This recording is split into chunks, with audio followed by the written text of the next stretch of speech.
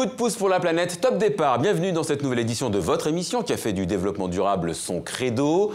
Comme d'habitude, pour commencer ces 5 minutes 100% vertes, notre coup de presse, le Salvador qui refroidit la fièvre de l'or, les éoliennes philippines érigées en monument et Donald Trump qui ne digère pas le menu Obama. Tour du net de l'info écolo avec Mylène Girardot. Manger plus gras, plus sucré et plus salé, ce pourrait être le nouveau slogan des cantines scolaires de l'ère Donald Trump. Son gouvernement annonce qu'il abandonne le programme lancé par Michelle Obama pour des repas plus sains à l'école. 17% des jeunes Américains sont en surpoids ou obèses, un détail sans doute. La santé publique et l'environnement, on s'en soucie davantage au Salvador. Le petit pays d'Amérique centrale est le premier au monde à interdire l'ouverture de nouvelles mines de métaux, malgré un fort potentiel aurifère. La quasi-totalité de ces eaux douces de surface sont polluées à cause de l'exploitation minière et de l'agriculture. Les Salvadoriens ont donc choisi l'eau plutôt que l'or.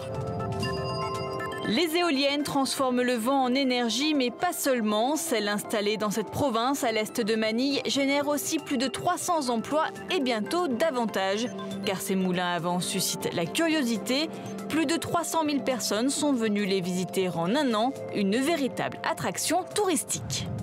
Direction la Suisse pour le coup de pouce de la semaine. Et bravo aux habitants de Neuchâtel qui se sont investis dans une coopérative solaire. L'idée, unir les forces individuelles de plusieurs citoyens pour créer une grande station. Du coup, plusieurs petits producteurs contribuent à créer une grande station d'énergie.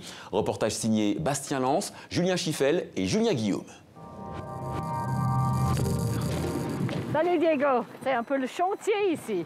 En contribuant à la première coopérative du canton, Carole a pu réaliser un projet qui lui tenait à cœur, financer l'énergie solaire. Quand j'ai entendu parler de cette coopérative, je me suis dit qu'on pourrait compenser notre consommation ayant ces panneaux solaires.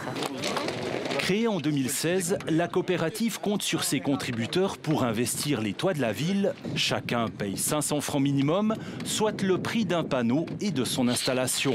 Grâce à ces nombreux contributeurs, le projet a pu rassembler les 200 000 francs nécessaires au début des travaux. La promesse, chaque coopérant aura récupéré son investissement au bout de 25 ans. Pour ce toit, l'école consommera 70% de l'énergie produite. La ville de Neuchâtel sera donc le principal client. Avec un toit mis à disposition et 50 000 francs d'investissement, la ville est aussi un soutien nécessaire à cette opération. Un projet qui s'inscrit dans sa stratégie énergétique. Nous avons mis en place un fonds d'aide au photovoltaïque qui nous a permis de multiplier par 30 la production d'énergie solaire en 4 ans sur le territoire de la ville. Et dans ce cadre, nous souhaitons que les citoyennes et les citoyens qui souhaitent s'engager puissent le faire à travers notamment des coopératives solaires comme ici.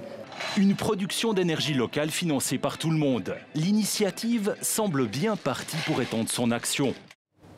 On a le carton rouge chinois cette semaine, car c'est bien la Chine qui pille les forêts du Mozambique. Des milliers de mètres cubes de bois brut partent de ce petit pays d'Afrique australe, direction l'Asie. Pékin achète la matière première, une bouchée de pain, pour le revendre à prix d'or. Un chantage économique de la part de l'Empire du Milieu et un pillage aussi. On estime à plus de 90% la part illégale de l'exploitation forestière au Mozambique et des coupes astronomiques qui forcément menacent l'écosystème. Carton rouge, carton plein en fait.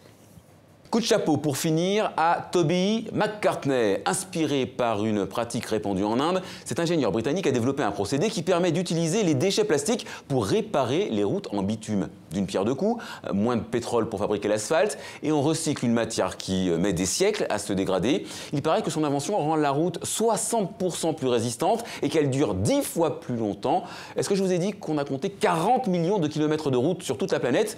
Qui a dit que le développement durable était pavé de mauvaises intentions?